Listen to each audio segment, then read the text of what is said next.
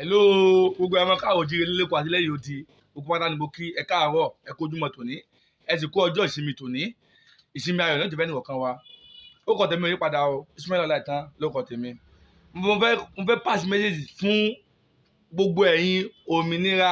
2022 Òmìnira 2022 ẹ súnmọ́ bíbà ẹ̀ ajá jẹ́ ọ̀sọ̀nù yìí ní tí ò ní gbọ́ fèrè ọlọ́dẹ I repeat ajá tí ó sọnù níyín tí ẹ ní gbọ́ fèrè ọlọ́dẹ pẹ̀lú gbogbo unity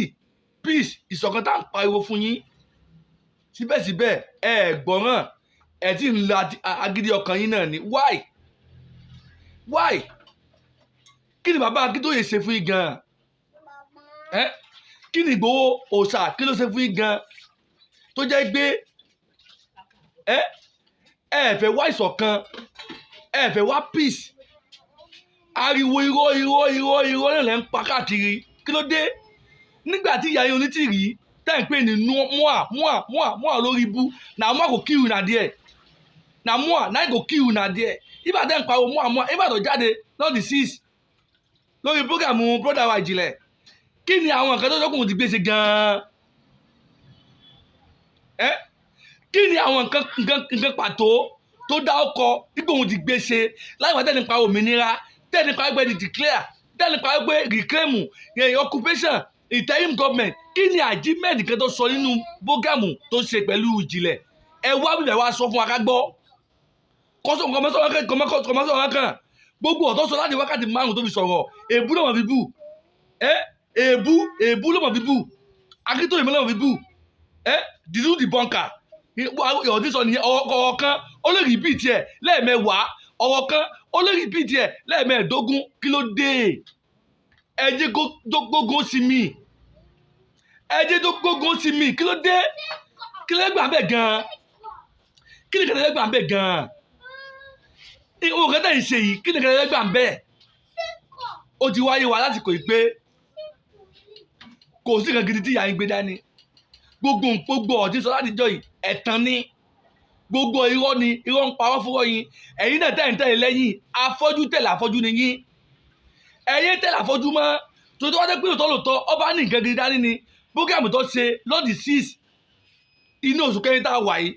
lórí bógàmù ìjìnlẹ̀ ó yẹ kó sọ nǹkan tó ti gbé ṣe gbogbo ọmọ káàrọ̀ jíire ni kò yẹ kó máa sọ̀rọ̀ kó máa tẹnumọ́ bàbá kó máa bàbá nìkan kò yẹ kó máa sọ bẹ́ẹ̀ kí ló dé nígbà tí wọ́n gbé wá sórí ètò ìwé kọ́kọ́ wá sọ nǹkan tó di achieved lórí Òmìnira 2022 yìí nǹkan tó achieve kó wá sọ ọmọ sọ bókàmù tó fi wákàtí 5 ṣe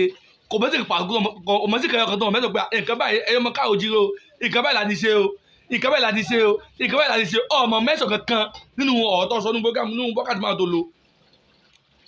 àkàtúwà fi sọ̀rọ̀ nǹkan tó achieve èbú lọ́wọ́ fi ń bù èbú lọ́fọ̀ fi ń bù bàbá Akintoye lọ́wọ́ fi sọ̀rọ̀ sí ọwọ́ àjọ padà wọ́n pé èkejì wọn ó ṣe kíní kànìkan ṣé ṣé ó wà ń bẹ̀ gbogbo nǹkan tí bàbá Adéníran sọ tí wọ́n sọ fún ọ tó wà ń sọ pé wọ́n pẹ̀lú dúdú ṣé ó wà ń bẹ̀ ṣébí wọ́n ní wọ́n pé náà ni ẹ sì mọ̀ pé ọwọ́ kéré tí ó bá lé kan yóò di kan ni why ọ̀rọ̀ tó gbọ́ tó yẹ kó wọ́n ní wọ́n pé kò sójú ààrẹ ọwọ́ àgbékarí olùwà fi sọ ní bàbá láì mọ̀ pé irọ́ ni òfútù fẹ́ kò rí bẹ́ẹ̀ àwa orílẹ̀-èdè bẹ̀rẹ̀ àwa yìí gbogbo nǹkan tí ìṣẹ̀pá wa tàgbọ́dẹ́ la mọ̀ gbogbo nǹkan tó wá tó lè bókàmù ẹ irọ́ pọ́nbélé lọ́pa sí bàbá irọ́ pọ́nbélé òun lọ pa sí bàbá tí wọ́n á gbé lóòótọ́ ó gbé nǹkan tó dáadáa ní nǹkan tó ti achieve láì pàtó ti declare ní November 20 òun ló yẹ kó wá sọ fún ọmọ káàrọ̀ òjíire kìí ṣe bí wà bọ́tà láti wá ṣe blam òní kankan sọ àwọn bàbá ni wà máa fẹnu tẹ́bẹ́lú àwọn bàbá ni wà máa sọ àbàṣà sí stop ṣe bẹ́ẹ̀ nǹkan tó gbé dání gangan ní kó focus àwa ni sọ pé àwọn èsì leader ti wá ìwọ Onitiri òpùrọ́ pẹ̀lú agilintí so ẹ kó rí bẹ́ẹ̀ àti ẹ̀yin tó kù irọ́ parọ́ fún ọ nìyí irọ́ ṣe kí ni irọ́ ń parọ́ fún ọ tí ẹ bá fẹ́ ní àṣeyọrí ẹ focus lórí nǹkan tẹ́ gbé dání ẹ má ta sí bàbá Akintoye, ẹ má ta sí Igboho Òòṣà. Nǹkan tẹ́ pé náà gẹ́gẹ́ ni kẹ́ focus kẹ́ẹ̀tì gbégbèsè lórí iṣẹ́ tẹ̀ ń ṣe, ọ̀nà tẹ́ gbà tí gbogbo ọmọ káàrọ̀ òjíire tí ó fi kó lóko ẹrù Nàìjíríà, ìgbésẹ̀ yìí ni kẹ́ ẹ máa gbé. Àmọ́ pé ẹ bọ́ta láti wá ṣe program tó jẹ́ pé nígbà tẹ́ ẹ mọ̀ pé ẹ̀yìn program kan ṣe mọ́ bàbá Akintoye wà lẹ̀ fi ṣe program, Igboho Òòṣà òun lẹ̀ fi ṣe program, ẹ stop ṣe bẹ́ẹ̀. Lọ́wọ́ tá a wà á nígbà fún yín mọ́, lọ́wọ́ tá a wà á nígbà fún yín mọ́. A máa jáde fún yín lóòrèkóòrè ni láti máa bẹnu àtẹ́lù yín torí ẹni bí ni yín, ẹ ṣe ní àpọ́nlé, ẹni àbùkù ni yín, ẹ ṣe ní àpọ́nlé. Òmìnira 2022 ni mò ń bá wí. Ìyá yín sẹ́yìn Ọmọdúpọ̀ọ́lá Òpùrọ́ àti sóyẹ kó rí bẹ́ẹ̀ Agilintí ẹ̀yin ni mò ń pass méjèèjì fún àti gbogbo ẹ̀yin followers sí Òmìnira 2022. Ẹ má tẹ̀lé afọ́jú mọ́, afọ́jú lẹ̀ ń tẹ̀lé lẹ́yìn. Ẹ wá tẹ̀lé ń tọ́ mọ̀nà. Bàbá Akintoye àwọn gangan ni the leader of our Yorùbá. Igboho Òòṣà àwọn ni the leader of youth. Gbogbo ọmọ káàrọ̀ òjíire àwọn nìkan la mọ̀ as a leader. Another one is a counterfeit. Ẹlòmíì àmọ̀ rí, àmọ̀ yẹn tàn rí, àdéhùn rí. Fúdi èyí ẹ lọ jí ewé agbẹ́jẹ́ yín mọ́wọ́, ẹ lọ ṣe ewé agbẹ́jẹ́ yín mọ́wọ́. Ẹ yé fẹnu tẹ́ńbẹ́lú bàbá mọ́. Bàbá kì í ṣe ẹgbẹ́ yín, Igboho Òòṣà kì í ṣe ẹgbẹ́ yín. Bàbá kì í ṣe ní àrífín, Igboho Òòṣà kì í ṣe ní àrífín. Iṣẹ́ tẹ̀ mọ̀ pé gbé dání tí ẹ mọ̀ pé ẹni tẹ́pẹ̀tì kì í lọ́wọ́, ẹ fókọ̀sì lórí, ẹ fókọ̀sì lórí. Tó wá la mọ̀ pé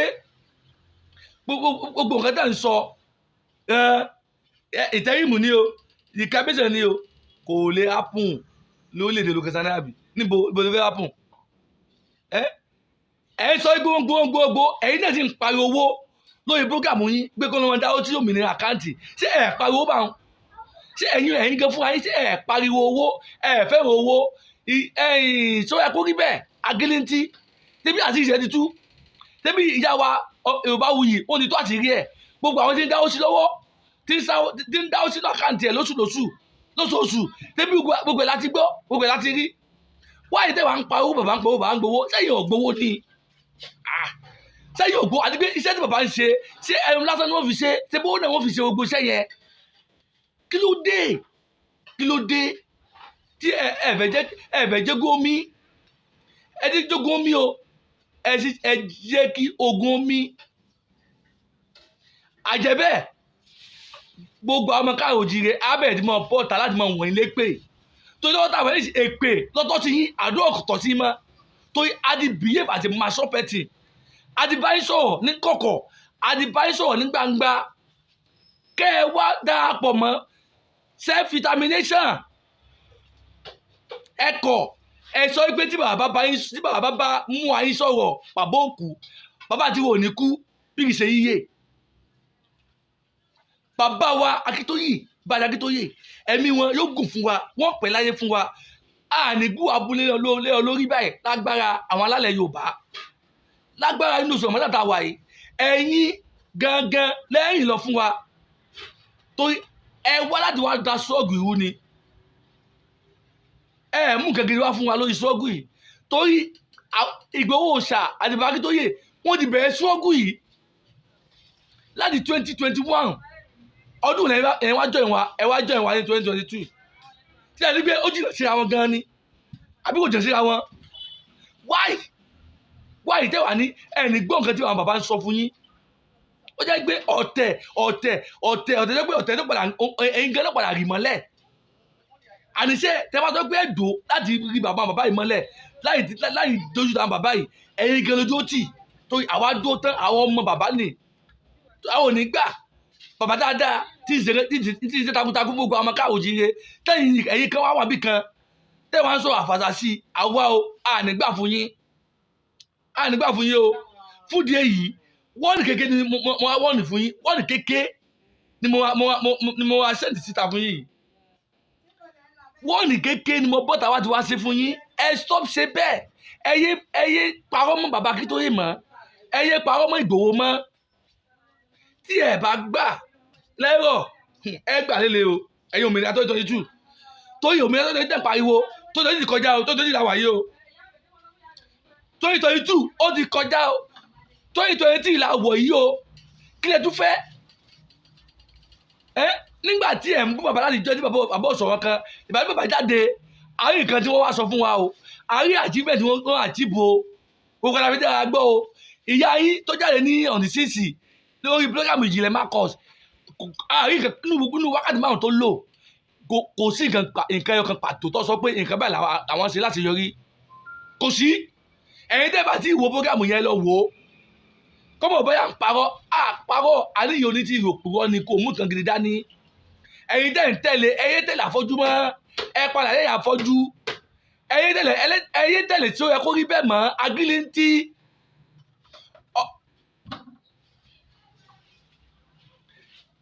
agilintí ẹ̀yin tẹ̀lé mọ́ gbogbo oko parun ni gbogbo àwọn òmìnira 2022 wọ́n ń kọ́ nílò oko parun ni gbogbo ẹ̀yin yúùtù tẹ́ ń gbọ́rọ̀ wọn tẹ́ ń tẹ̀lé wọn ẹ stop láti tẹ̀lé wọn ìyá Onitiri òpùrọ́ ni kì í ṣe lídà ọwọ́ láti wá ti sọ Yorùbá nation ni ọlọ́ọ̀bù sì ní gbà fún ọlọ́ọ̀ ní gbà fún torí àwọn bàbá àwọn ti fi àpẹẹrẹ lílẹ̀ fún wa àwa sì mọ̀ pé àgbẹ̀kí tó fi lélẹ̀ fún wa yẹn àgbẹ̀rẹ̀ tó dáa ni nǹkan táwa nígbàgbọ́ lé lórí nìyẹn á ti mọ̀ tẹ̀lé wọn lágbára lọ́wọ́ Ọlọ́run wọn ò ní ṣubú ìrìn àjò yìí ẹ̀mí wọn kù fún wa á rí wọn pẹ́ àti bàbá Igboho ṣá mọ́jàsọ́lá Igboho ṣá lóògùn bàbá ẹ pẹ̀ fún wa ẹ fi wọ́n sílẹ̀ wọ́n kàn ṣe lásán ni kò sí nǹkan tó fẹ́ ṣe fún yín ẹ̀yin àti bàbá Akintoye lẹ́ẹ̀lékè wọn lágbára Ọlọ́run fún ìdí èyí mẹ́sẹ̀ kékeré ni mo ní kí wọ́n pàṣẹ fẹ́yìn òmìnira 2022 nìyẹn tí ẹ bá jáwọ́ láti tún ba bàbá Akintoye jẹ́ láti ba Igboho jẹ́ ẹ kàn ní nínú yọ fún ìdí èyí ẹ̀yin followers mi ẹ má bínú tọ́gbọ́n nǹkan tó ń bá sọ kò bá wà right mo fọwọ́nú bó ti kámílà tó ni mo ti bọ́ta láti wá sọ̀rọ̀ fún wọn láti wá pa méjèèjì fún wọn kí wọ́n stop láti bàbá ló kọjẹ́ tí wọ́n stop láti bá Igboho ló kọjẹ́ fún ìdí èyí ẹ ṣe gan ni gbogbo ẹ̀ tẹ́gbà padà wo fídíò tí mo ṣe yìí ẹ bá mi pín kó lọ dáadáa kó lọ kàn wọ́n lá kó lọ kàn àwọn òmìnira 2022 la àwọn ò tẹ̀lé wọn o àwa ọmọ ọkọ Yorùbá àwọn ò tẹ̀lé wọn torí wọn ẹ ṣe lídà tiwa wọn ẹ ṣe ń tẹ́ àlè tẹ̀lé òkú ayáyé ni wọn ò gbé nǹkan gidi dání gbogbo ẹ̀yin yìí tó kù náà ẹ má tẹ̀lé wọn ẹ ràn fọ́lọ̀ wọn ò gbé nǹkan gidi dání o bàbá Akintoye gangan ni lídà gbogbo Yorùbá àwọn gangan ni atẹ̀lé àwọn ológun nǹkan tó dáadáa ní fún ìdí èyí àní jù báyìí lọ o gbogbo ẹ̀yin tẹ́ bá come across fídíò mi iṣẹ́ ẹ bá mi pín kókó fáyà kó lọ dáadáa kó lọ kàn wọ́n láà níbi tí mo bá wà ẹ ṣe gan ni ó dàbọ̀ nílò oko parun ni gbogbo àwọn òmìnira 2022 wọ́n ń kọ́ nílò oko parun ni gbogbo ẹ̀yin yúùtù tẹ́ ń gbọ́rọ̀ wọn tẹ́ ń tẹ̀lé wọn ẹ stop láti tẹ̀lé wọn ìyá Onitiri òpùrọ́ ni kì í ṣe lídà ọwọ́ láti wá ti sọ Yorùbá nation ni ọlọ́ọ̀bù sì ní gbà fún ọlọ́ọ̀ ní gbà fún torí àwọn bàbá àwọn ti fi àpẹẹrẹ lílẹ̀ fún wa àwa sì mọ̀ pé àgbẹ̀kí tó fi lélẹ̀ fún wa yẹn àgbẹ̀rẹ̀ tó dáa ni nǹkan táwa nígbàgbọ́ lé lórí nìyẹn á ti mọ̀ tẹ̀lé wọn lágbára lọ́wọ́ Ọlọ́run wọn ò ní ṣubú ìrìn àjò yìí ẹ̀mí wọn kù fún wa á rí wọn pẹ́ àti bàbá Igboho ṣá mọ́jàsọ́lá Igboho ṣá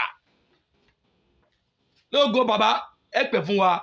ẹ fi wọ́n sílẹ̀ wọ́n kàn ṣe lásán ni kò sí nǹkan tó fẹ́ ṣe fún yín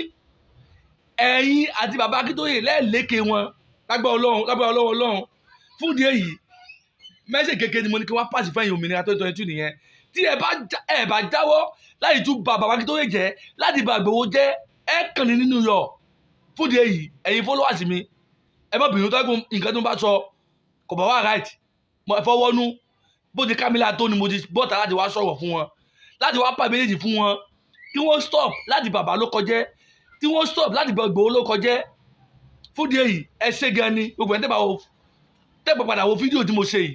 ẹ bá mi pín kó lọ dáadáa kó lọ kàn wọ́n lá kó lọ kàn àwọn òmìnira tó nítorí tù la àwọn ò tẹ̀lé wọn o àwa ọmọ ọkọ Yorùbá àwọn ò tẹ̀lé wọn torí wọn ẹ ṣe lídà tiwa wọn ẹ ṣe ń tẹ́ àlè tẹ̀lé òkú ayáyé ni wọn ò gbé nǹkan gidi dání gbogbo ẹ̀yin yìí tó kù náà ẹ má tẹ̀lé wọn ẹ hàn fọ́lọ̀ wọn ò gbé nǹkan gidi dání o bàbá Akintoye gangan ni lídà gbogbo Yorùbá àwọn gangan ni àtẹ̀lé àwọn ológun nǹkan tó dáadáa ní àwọn ológun nǹkan tó dáadáa ní fúdi èyí àníjù báyìí lọ o gbogbo ẹ̀yin tẹ́ bá come across fídíò mi iṣẹ́ ẹ bá mi pín kókó fáyà kọ́lọ̀ dáadáa kọ́lọ̀ kàn wọ́n láà níbi tí mo bá wà ẹ ṣe gan ni ó dàbọ̀.